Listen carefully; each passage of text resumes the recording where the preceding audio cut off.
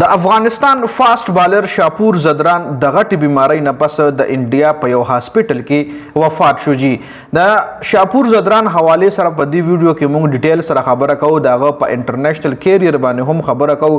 د افغانستان په لومړني ځل باندې چې په ورلد کپ کې شرکت کړو په 2015 کې او شاپور زدران په 2009 کې کرکټ شروع کړو جی.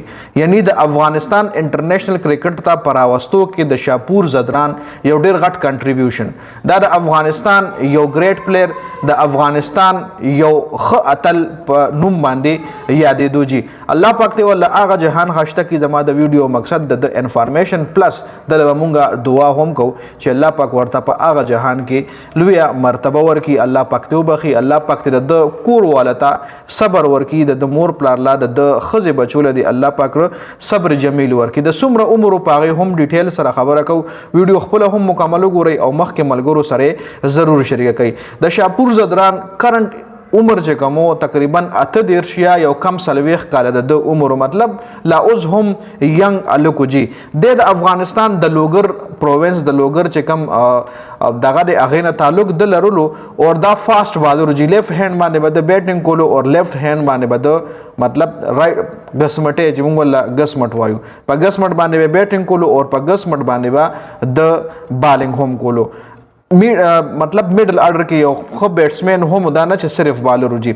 د 2009 نه 2020 پورې د افغانستان لپاره کرکټ کړی دی چې پای کې د سلور سلوي ون ډے میچز کړی دي.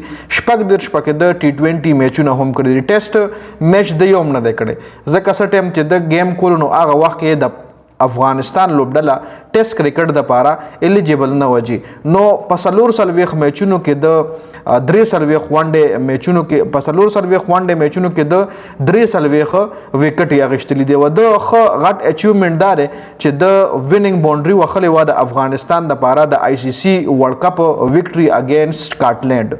افغانستان چې لومبنه د ورلد کپ میچ ګټلې او سکاټلند نه ګټلې او په هغه کې د وینینګ شاټ هم د شاپور زدران وخلو. اخرنۍ چوکه چې کوم وا هغه د وخلې وا میچ چې کوم دی د افغانستان ته لومبنه ورلد کپ میچ ګټلې او د سکاټلند نه په ون ډے ورلد کپ 2015 کې اور دا ون ډے ورلد کپ ته کوالیفای کېدو نه مخکې د افغانستان لپاره د زیات ایفورټس کړي دي, زیات میچونه کړي دي, پلس زیات پرفارمنسز یې ورکړي دي.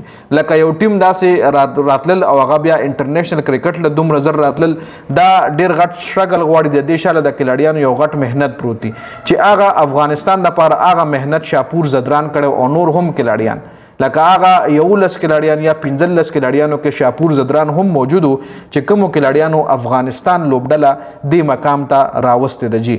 نو شاپور زدران یو بهادر هلک, یو نر هلک.